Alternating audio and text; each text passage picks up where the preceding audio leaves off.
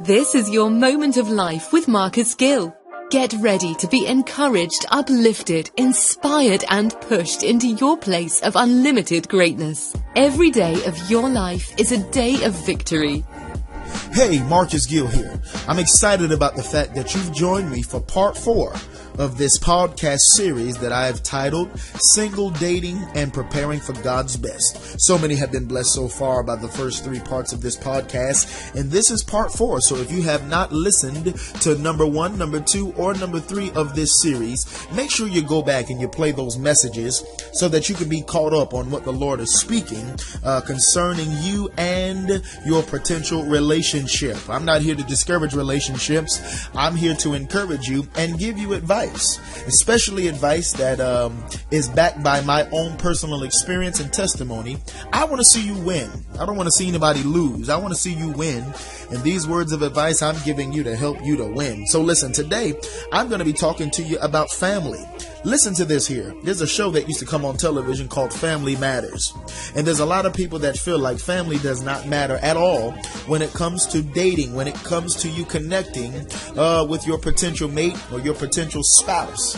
I know that this is a fact, that when you get married, you are not marrying your wife's family, or you're not marrying your husband's family. It's between you and your spouse. I am 100% in agreement with that word. But here's something that you've got to recognize in your potential mate. Do they at least respect your family? Are they willing to respect your family and even respect the relationship that you have with your family? I'm telling you this because I've been through it. I was in a relationship, in fact, a marriage at one point in time in my life before I was able to be happily married to Dominique. I went through hell. And you know, my mother and I, we have a very, very, very close relationship.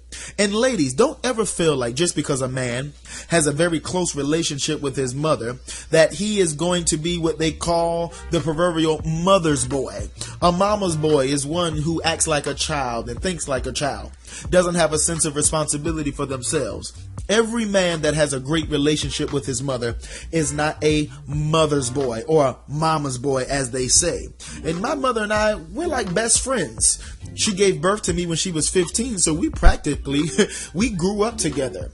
But when I was in that particular relationship that was extremely abusive, emotionally abusive, spiritually abusive, and even physically abusive, one of the main things that I struggled with was having and maintaining a healthy relationship with my mother. That particular young lady hated the fact that I loved my mother, hated the fact that I was close to my father and brothers, hated the fact that I was a family man. You see, in my particular situation, it wasn't the fact that I did not want to leave from my father's house and cling to my wife and new family. It was just the fact that family values matter to me.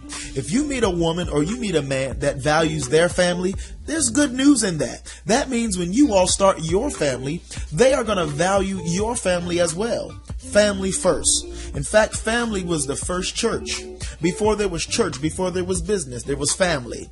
And I believe deep down in my heart that as God connects you with someone, if family values are a priority to you, I really believe that God will connect you with somebody who values family the same way that you do. And I promise you, your family will be blessed. If you get with somebody who does not have family values themselves, but you're a person that loves family, you love get-togethers, you honor the household, you're going to have trouble on your hands. You'll never be able to enjoy a relationship with your brothers and sisters. You'll always be blocked from talking to your parents. It was so ridiculous and stupid. In that previous marriage that I had, man, that woman treated me and my mother's relationship as if my mother was a side piece. It was just ridiculous. My mother would call, there was a problem. My mother would come to town, I'd want to visit, family and all, have dinner together. But there was always a problem. You better not connect with somebody who hates family. If they themselves don't have a good relationship with their family members, they will potentially try to destroy your relationship with your family. You can even try to include them, and your family will be open armed with them and bring them in and invite them in, not even treat them like an in-law. But if they've got that evil spirit in them that hates the structure of a family, you're going to go through hell. So make sure that your future mate, your potential mate, values family like you do. I'm not telling you to keep your family in your business. I'm not telling you that every time you have an argument, you call your family and tell them your business. That's wrong. I've made that mistake in the past myself. But if you end up with somebody who does not value your mother, value your father, value your siblings, I'm telling you now, you're going to go through hell. You won't be able to have a comfortable relationship with your family members. So be sure that you understand that family matters. You even need to recognize when your spouse's family doesn't care for you. It doesn't mean you leave your spouse, but your spouse has to have enough sense to recognize that their family is jealous of your potential and jealous of the prosperity on your life. There's some in-laws that can't stand to see their child happy. And you both have to have discernment to be able to recognize when that spirit is present. Don't you ever hate on your in-laws. Don't you ever treat family mean, but you've got to know where to draw the line. You got to show love. You got to show support. You got to offer up your prayers, but keep them out of your business. Even though family matters, it doesn't mean that you allow family or in-laws or outsiders to control what goes on in your house. So I'm giving you just a little advice as you prepare, as you're dating. Recognize the signs. If this is a family man, is this a family woman?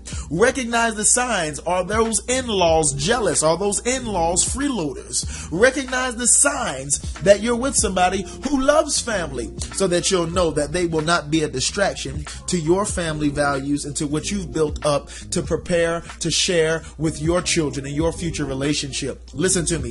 Family matters. You're not marrying their family, but if they respect your family and you respect their family and their family has mutual respect for you, you'll have a very, very, very pleasant situation. Hey, and on the other hand, if both families don't get along and you've tried your best, you and your spouse, to make it work and they're just not getting with it, you both move on, start your family, and know that your family matters. Sometimes you got to love people from a distance. Sometimes you got to love people from where you are and not get too close to avoid drama and to avoid mess. If that's happening in your life, I'm praying for you that God will fix it. You pray that God will fix it, but you just have to focus on your family, and you teach family values so that when your children become adults and they get ready to marry, those same family values will carry over into the next generation. Family matters.